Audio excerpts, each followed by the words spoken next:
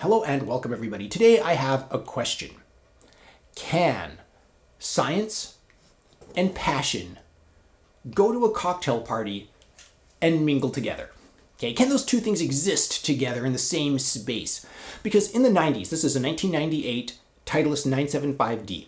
Very similar to the one that Tiger Woods hit. Obviously, he's not hitting a 10.5 degree, but he had a steel shaft in his.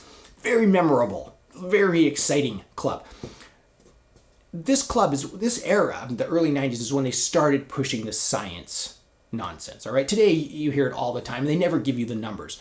This year's model is better than last year's model. And if they gave you the information, it would be like it goes 0.5 millimeter further on off-centered hits up to 2 millimeters. Really? How much is it? $700. Oh, here, take my money.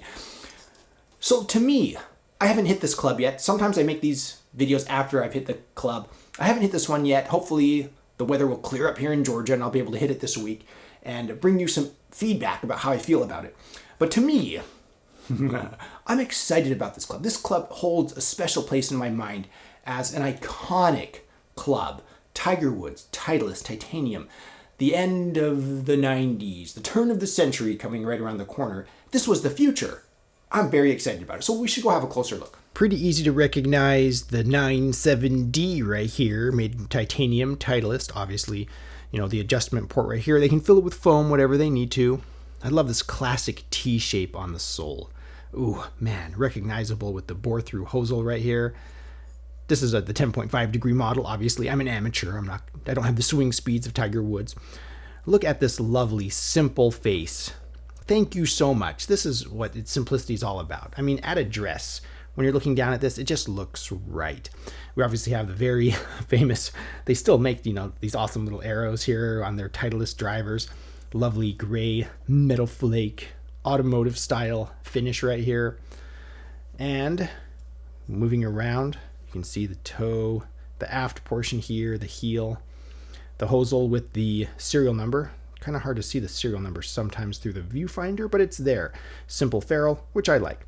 And then this particular model has the stepped steel shaft.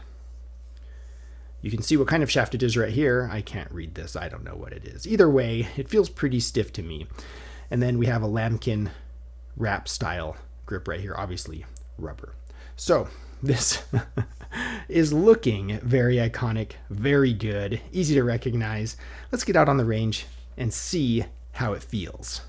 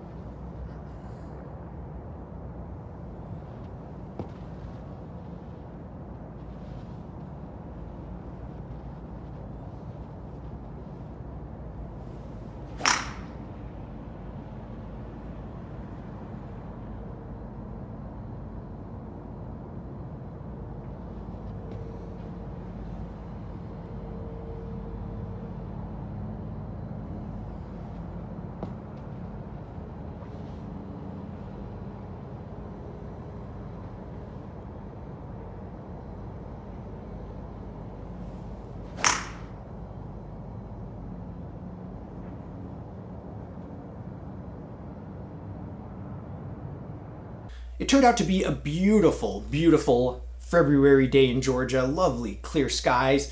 Got to hit this club on the range. This club feels a little heavy, but it felt great. I mean, lots of confidence. I had no problem looking down at this, thinking I can hit this very well. Obviously, I didn't hit it very well. And I hit one high on the face.